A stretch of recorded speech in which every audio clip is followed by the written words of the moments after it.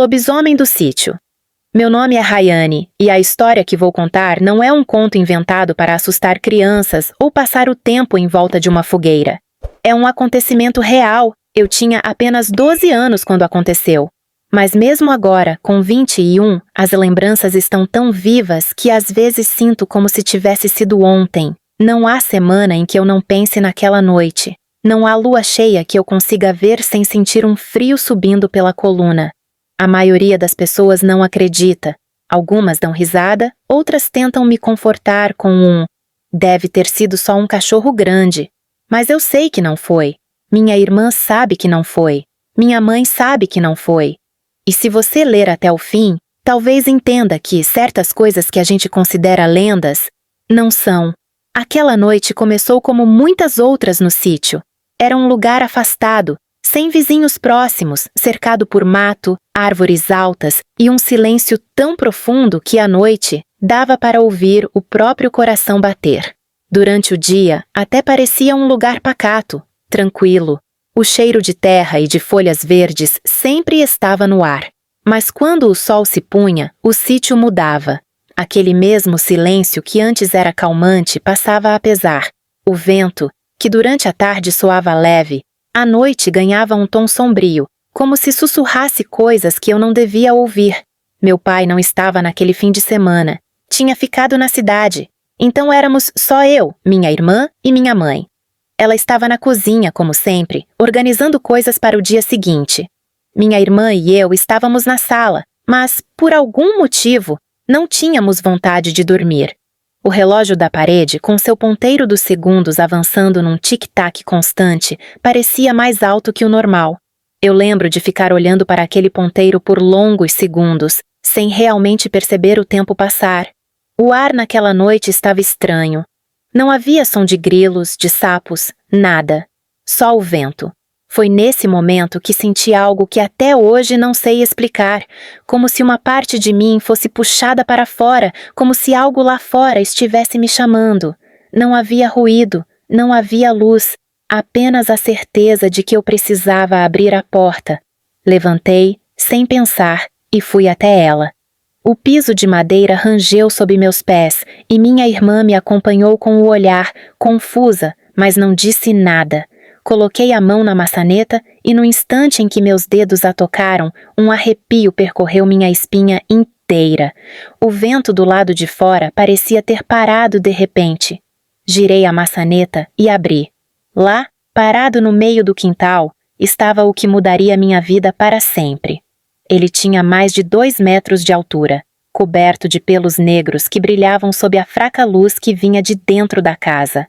O corpo era desproporcionalmente forte, como se cada músculo tivesse sido esculpido para a caça e para a matança. Os braços eram compridos demais, terminando em mãos com dedos alongados e garras afiadas. As pernas, ligeiramente curvadas, pareciam prontas para saltar. Mas o que mais me chocou foi a cabeça. Era de lobo, sim, mas não como um lobo normal. O focinho era mais alongado, os dentes maiores e afiados, e os olhos, Deus, os olhos, eram amarelos e brilhavam com uma luz própria, como se não precisassem de reflexo para existir. Ele me viu.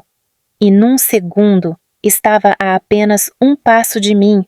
Ele estava ali, tão perto que eu podia ouvir o som da respiração pesada. 2 pulos. Foi isso que ele deu, e já estava na minha frente. O mundo pareceu se estreitar ao redor de nós dois. Eu não ouvia mais minha irmã atrás de mim, não ouvia minha mãe na cozinha, nem o vento do lado de fora. Só havia aquele som baixo e constante, meio entre um rosnado e uma respiração ofegante, e o cheiro. Um cheiro forte de cachorro molhado misturado com algo metálico, quase como ferrugem. Talvez fosse sangue. Ele inclinou levemente a cabeça para o lado, como se me estudasse. Seus olhos amarelos fixos nos meus.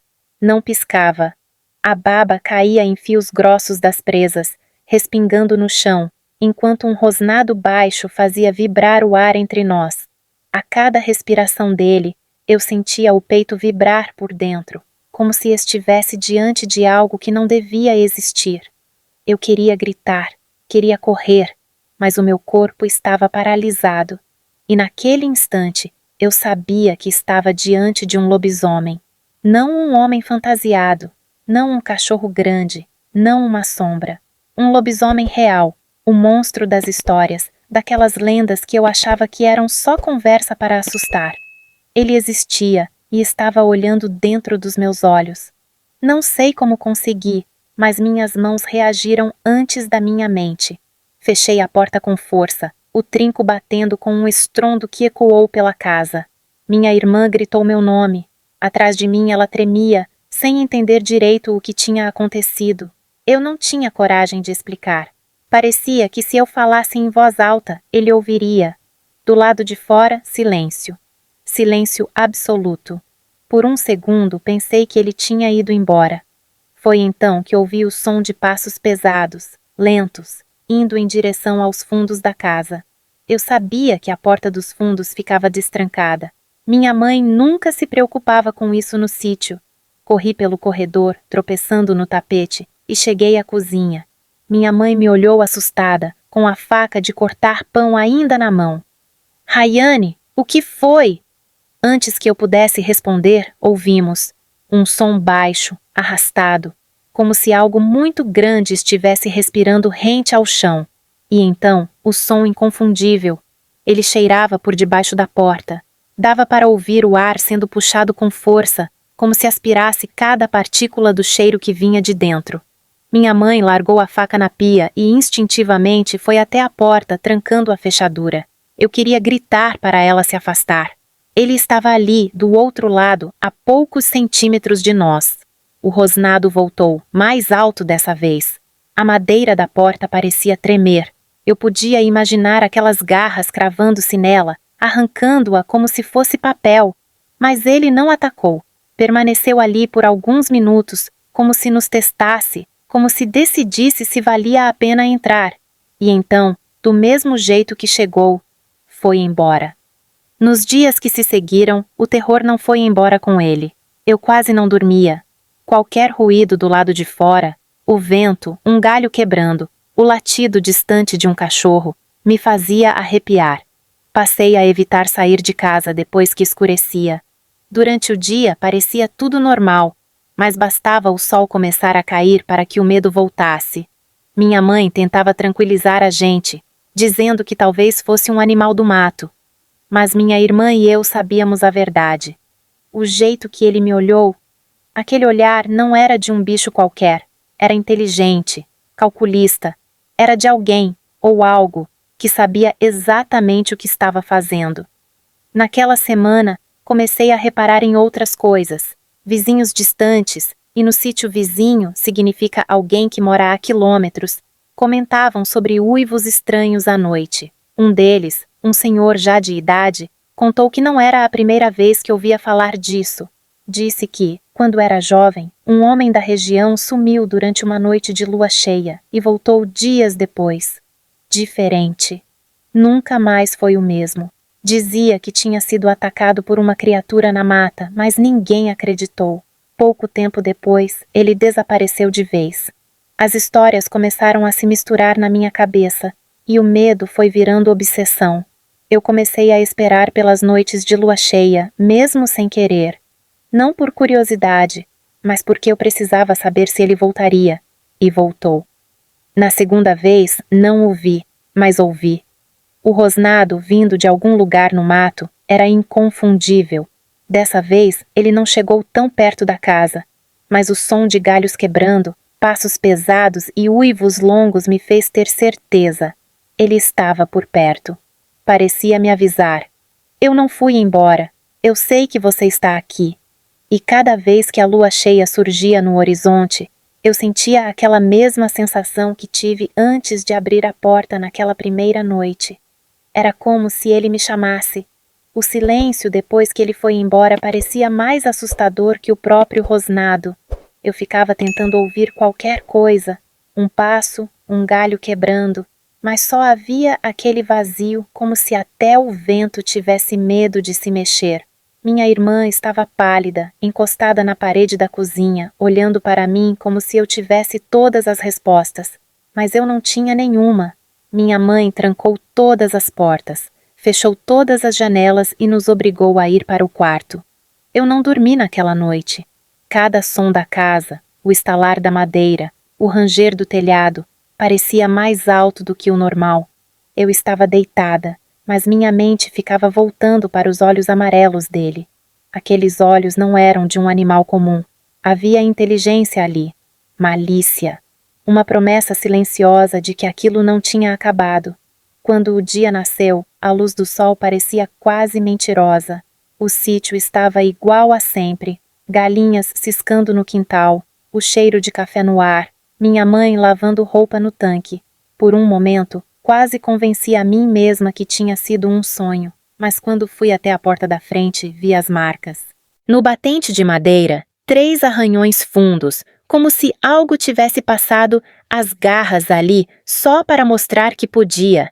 Eu passei o dedo por eles e senti a aspereza da madeira quebrada. Minha mãe disse que deviam ser marcas de cachorro grande. Eu não respondi.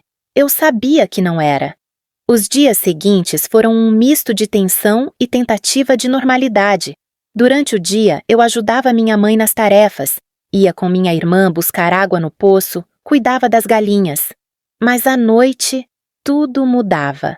O sítio era cercado por mata em 3 lados.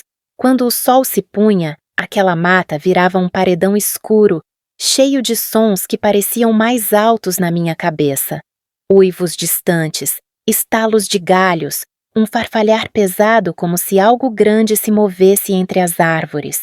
Comecei a notar que os cachorros do sítio do vizinho ficavam estranhamente agitados.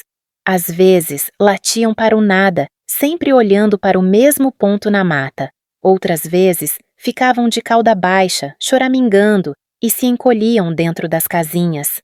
E eu ficava observando, tentando entender se aquilo era um aviso.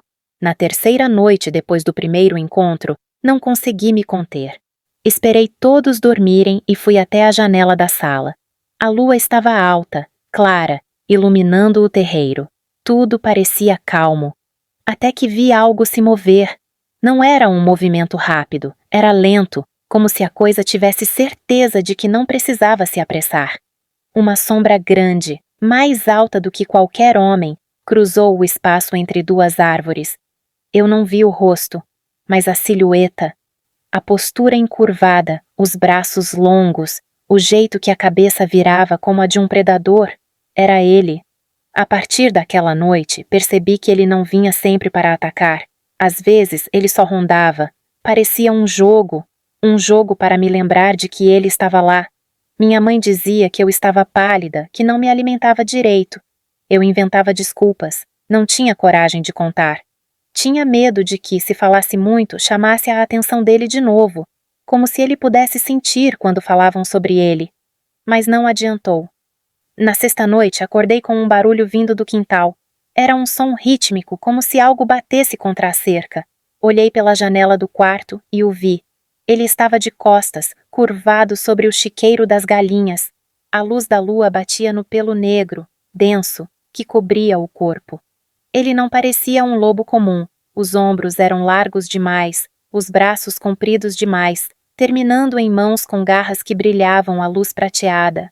O som que eu ouvira era ele arrancando a madeira da cerca com facilidade. Corri para acordar minha mãe. Quando voltamos juntas à janela, ele não estava mais lá, só as tábuas quebradas e penas espalhadas pelo chão. Na manhã seguinte, encontramos o que restou de 3 galinhas. Não foi como ataque de cachorro ou raposa. Os corpos estavam mutilados, mas não para comer. Parecia raiva, como se tivesse feito aquilo só para mostrar que podia. Os dias começaram a se arrastar. O medo grudou em mim como cheiro de fumaça, impossível de lavar. Comecei a ter pesadelos, sempre o mesmo, eu correndo pela mata e ele atrás de mim, cada passo dele soando mais perto, até que sentia o bafo quente na minha nuca, e acordava. Minha mãe dizia que eu precisava parar de pensar nisso. Mas como parar, se ele não deixava? Porque mesmo sem aparecer, eu sabia quando ele estava por perto. Era uma sensação física, um peso no ar, como se o ambiente inteiro mudasse. Na 8ª noite desde o primeiro encontro, choveu. Pensei que isso pudesse afastá-lo. Me enganei. O som da chuva batendo no telhado escondia os ruídos lá fora. Mas, de repente, entre o barulho da água, ouvi algo diferente. Passos pesados, na varanda. Fiquei imóvel, tentando convencer a mim mesma de que era ilusão, até que ouvi o som da maçaneta sendo forçada. Corri e tranquei a porta com a tranca de ferro. Segundos depois, algo pesado bateu contra ela, fazendo a madeira tremer. Minha mãe e minha irmã acordaram com o estrondo. A gente ficou reunida na cozinha, todas abraçadas, ouvindo o som dele do lado de fora. Primeiro, foi a tentativa de forçar a porta. Depois, passos indo e vindo pela varanda, como um caçador rondando a presa. E, no meio disso, um uivo. Não um uivo longo e distante, mas um curto, profundo, tão perto que parecia vibrar no meu peito. Depois de alguns minutos, silêncio. Ele foi embora. O que mais me assusta até hoje é que nunca entendi por que ele não entrou. Ele tinha força para arrombar, para destruir a porta como se fosse papel. Mas não fez. Talvez ele quisesse prolongar o medo. Talvez estivesse esperando a hora certa. Os dias seguintes foram um tormento psicológico. Eu não conseguia comer, não conseguia dormir, mal falava. A cada noite eu me encolhia na cama, esperando ouvir aquele rosnado de novo. Às vezes ele vinha, às vezes não, mas a incerteza era pior do que a certeza. E assim foi por semanas, até que um dia simplesmente parou. Nenhum uivo, nenhuma sombra, nenhum sinal dele. Pensei que estivesse livre, mas descobri com o tempo que não é bem assim que funciona, porque mesmo sem vê-lo, eu ainda sinto que ele está por aí, que sabe onde eu moro, e que na próxima lua cheia ele pode voltar. E quando isso acontecer, eu não sei se vou ter forças para fechar a porta de novo,